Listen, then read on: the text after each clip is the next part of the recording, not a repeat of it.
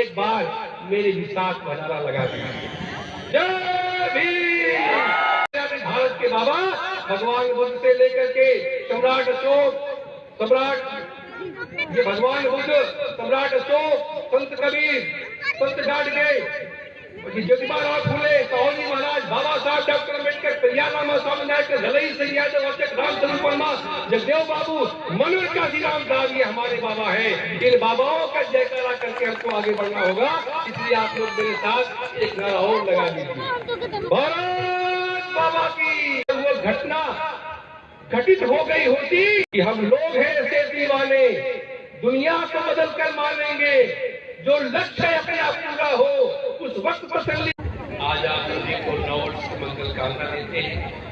साथ ही भीमा टोले गांव के वीर सैनिकों के सम्मान में शौर्य दिवस की भी आप सभी को मंगल कामना करते हैं।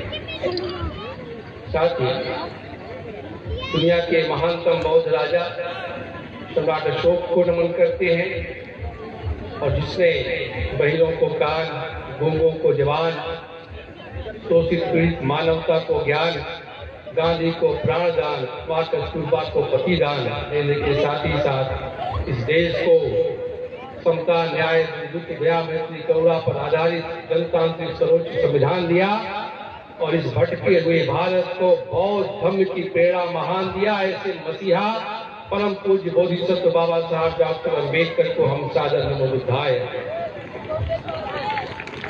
साथ ही धरती पर उन सभी ज्ञात अज्ञात संतों, गुरुओं, महापुरुषों के चरणों में नमन करते हैं, जिन्होंने इस धरती पर अन्याय, अत्याचार, शोषण, उत्पीड़न, जुर्म और जाति के खिलाफ संघर्ष करते हुए इस देश में समता, न्याय, बंधुत्व, दया, मैत्री, करुणा का बोलबाला किया। उसमें मुख्य रूप से संत कबीर, संत रविदास, संत गाडगे, ज्योतिबा फूले, साहूजी महाराज, बाबा साहेब अम्बेडकर, पेरियार रामा स्वामी नायकर, बीपी मंडल, बिरसा मुंडा, ललई सिंह यादव, अध्यक्ष रामचंद्र वर्मा, जगदेव बाबू, मनोहर काशीराम साहब के चरणों में नमन करते हैं।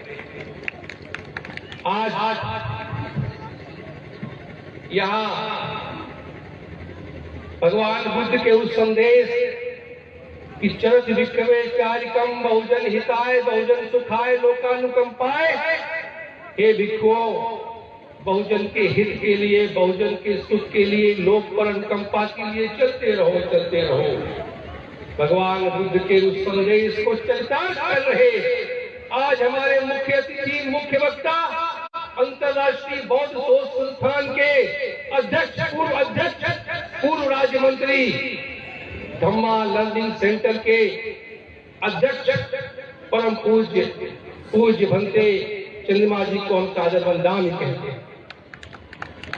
और आज यहाँ इस कार्यक्रम की अध्यक्षता कर रहे श्रद्धेय हमारे भाई यशवंत राव जी और तमाम लोग हैं। हम सभी को नमो बुद्धाय, जय भीम अपना प्रसिद्ध करते हैं। साथियों, आज आपको एक बात बतानी है कि भगवान बुद्ध ने कहा कि कोई भी घटना बिना कारण के घटित नहीं होती। भगवान बुद्ध का धम्म सम्मेलन और धम्म दीक्षा कार्यक्रम पूरे भारत में इसका आयोजन होता ही रहता है, लेकिन आज जो धम्म दीक्षा का कार्यक्रम है, इसके पीछे एक ऐतिहासिक और घटित घटना है। अगर वो घटना घटित हो गई होती तो आज बाबा साहब अम्बेडकर के जीवन संघर्ष के इतिहास में जनपद जौनपुर का नाम लिखा होता। जिस तरीके से बाबा साहब के जीवनी में नागपुर की घटना का उल्लेख होता है, उसी तरह जौनपुर का भी उल्लेख होता है।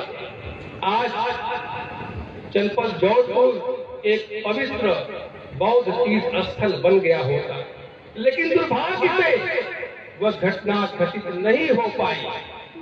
ये हम सबका दुर्भाग्य था कि वह घटना घटित नहीं हो पाई। इसका हम सबको बलाल है। साथियों, मैं आप सबसे कहना चाहता हूं कि हर घटना के पीछे कारण होता है। बारिश के दिन पानी कहाँ, पानी के बिन बर्फ नहीं। बारिश के दिन पानी कहाँ, पानी के बिन बर्फ नहीं। हर घटना का कारण है आरंभ नहीं तो अंत नहीं। साथियों, परम पूज्य बाबा साहब डॉक्टर अम्बेडकर ने दलित शोषित पिछड़ी समाज को संदेश देते हुए कहा था कि मैंने तुम्हारे लिए जो कुछ भी किया है वो बेहद मुसीबतों, अत्यंत दुखों और बेशुमार विरोधियों का मुकाबला करके किया है।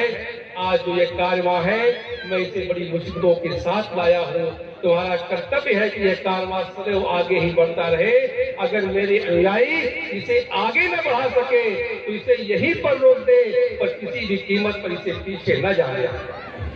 ये बात कहते हुए मुझे बड़ा गर्व होता है, मैं बड़ा गुरूर का अनुभव करता हूँ, बहुत इतराता हूँ ये बात कहते हुए कि बाबा साहब डॉक्टर अम्बेडकर के कारवां को आगे बढ़ाने में जनपद जौनपुर के लोग सबसे अग्रणी रहा करते। इसी कड़ी में आजाद भारत के प्रथम विधानसभा चुनाव में मड़ियाओं से द्वारिका प्रसाद मौर्य विधायक चुने गए थे। जब 14 अक्टूबर 1956 को बाबा साहब डॉक्टर अम्बेडकर ने नागपुर में एक धम्म क्रांति किया, धम्म दीक्षा का कार्यक्रम किया ऐतिहासिक, तो द्वारिका प्रसाद मौर्य के जहन में ऐसा ही धम्म दीक्षा कार्यक्रम जौनपुर में भी कराने का था। इसी अभिलाषा के साथ ये बाबा साहब अम्बेडकर, जैसा कि हमारे बड़े भाई रमेश गौतम जी ने बताया, उसी अभिलाषा के साथ द्वारिका प्रसाद मौर्य बाबा साहब डॉक्टर अम्बेडकर जब नवंबर 1956 में सारनाथ में आए थे तो उनसे मिलने गए और मिल करके उनसे करबद्ध अनुरोध किया कि बाबा साहब आप एक धर्म दीक्षा का कार्यक्रम जौनपुर में भी करें।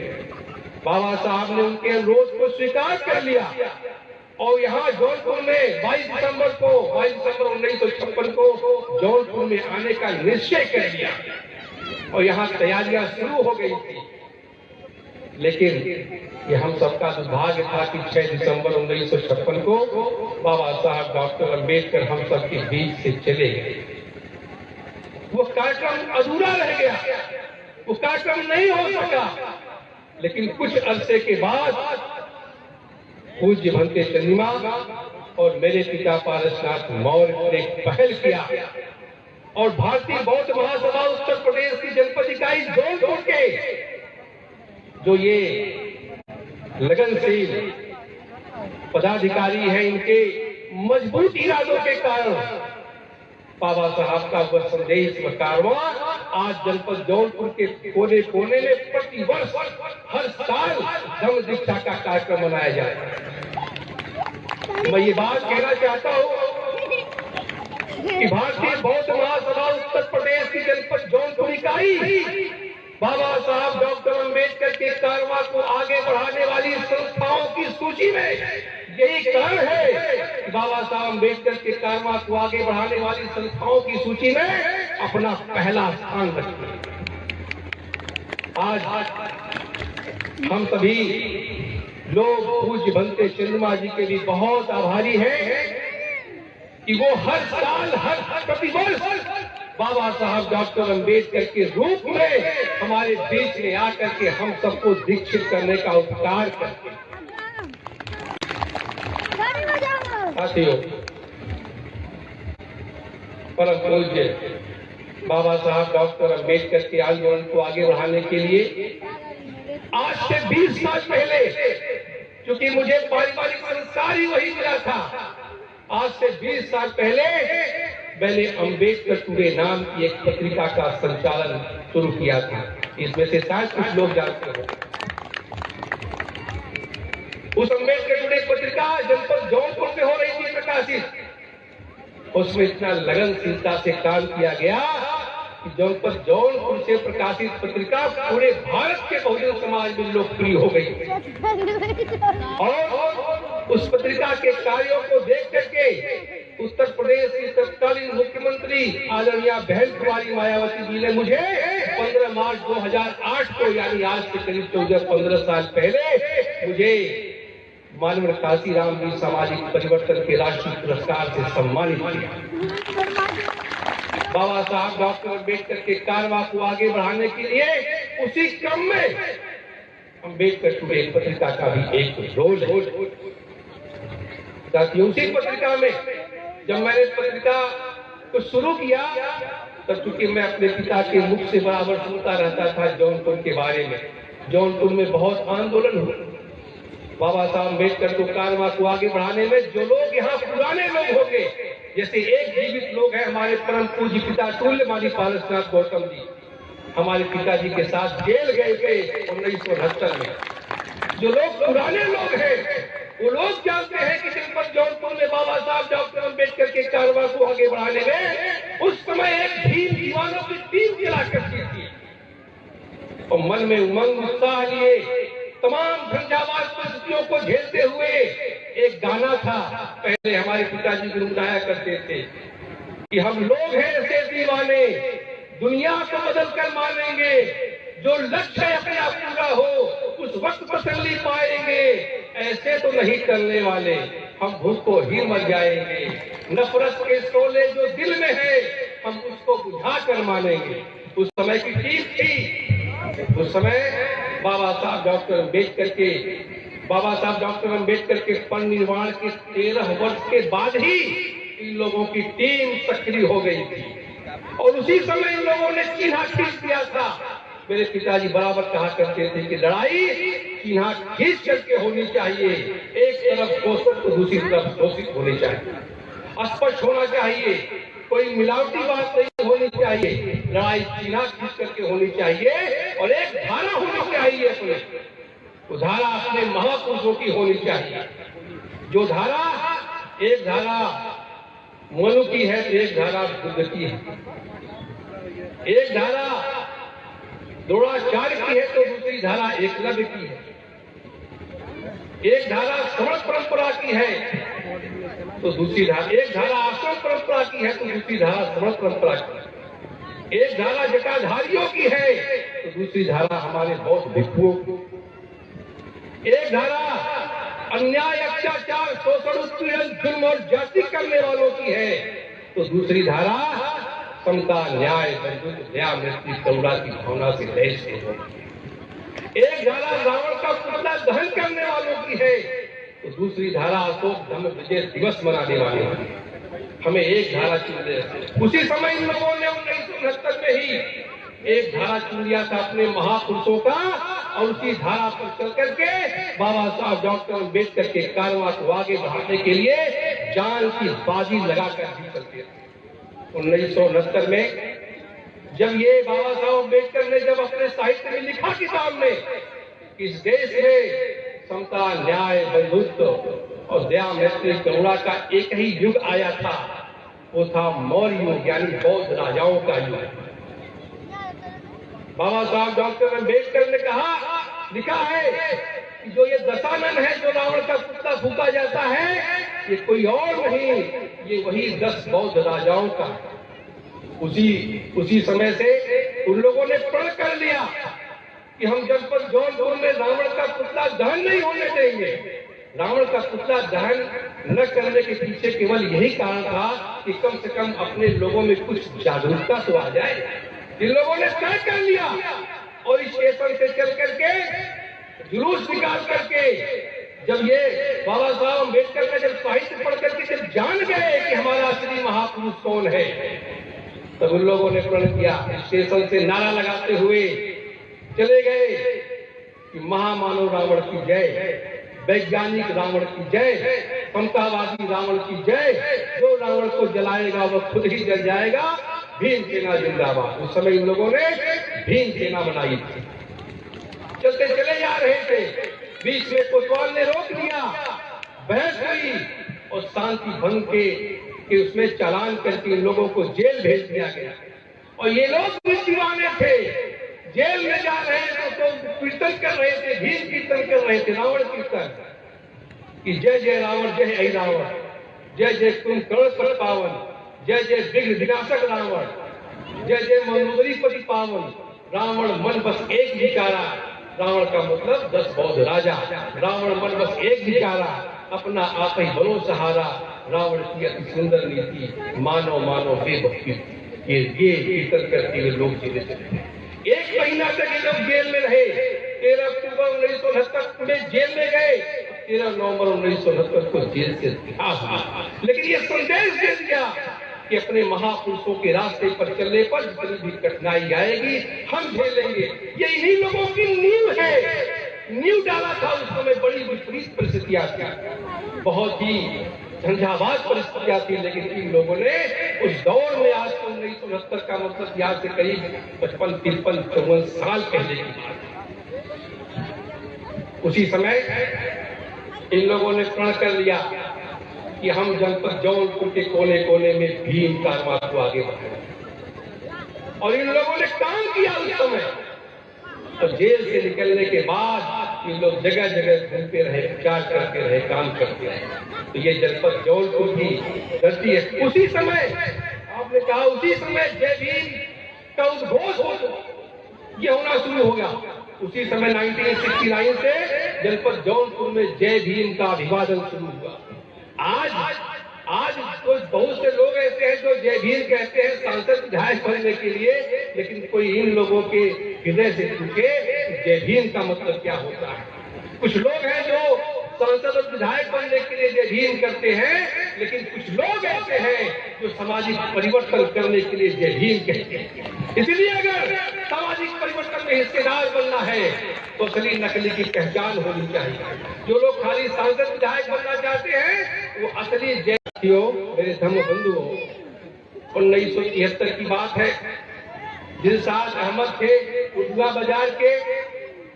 इन लोगों ने उनके साथ बैठ करके बाबा साहब का मिशन दिमाग में डाला। और बाबा साहब का मिशन, दिलशाद अहमद थे उर्दू बाजार जौनपुर के, उन्होंने बाबा साहब का मिशन समझ लिया। उन्होंने जान लिया कि अगर धरती पर बदलाव करना है, गरीबों को, दलितों को, मजलूमों को न्याय दिलाना है, तो केवल एक ही रास्ता है, केवल एक ही रास्ता है, वो बाबा साहब डॉक्टर अम्बेडकर। दिलशाद अहमद दिलशाद अहमद 1976 में नगर पालिका के टाउन हॉल के मैदान में धम्म दीक्षा ले लिया। और दिलशाद अहमद बनते धम्मप्रिय आनंद हो गए। धम्मप्रिय आनंद होकर के जीवन भर भगवान बुद्ध के धर्म का प्रचार करते रहे और बाबा साहब डॉक्टर अम्बेडकर के कारवां को आगे बढ़ाते रहे। वही दिलशाद अहमद एक हमारे बड़े भाई हैं डॉक्टर हीरालाल मौर्य, जो आप लोग शायद जानते होंगे, जिला अस्पताल जौनपुर में कार्यरत थे। उनकी शादी 1980 में उसी बनते धम्मप्रिय आनंद के द्वारा संपन्न कराई गई थी। तो उस समय बहुत तानातोशी हुई। एक तो धम्म के विरुद्ध, दूसरा बिना बाभन का, और तीसरा मियां के द्वारा, मुसलमान के द्वारा। आप लोग सोच समझ सकते हैं कि उस समय समाज से कितना लड़े थे, लड़ करके सामाजिक परिवर्तन में भागीदार बने। इसलिए साथियों, सामाजिक परिवर्तन का काम कोई आसान काम नहीं है।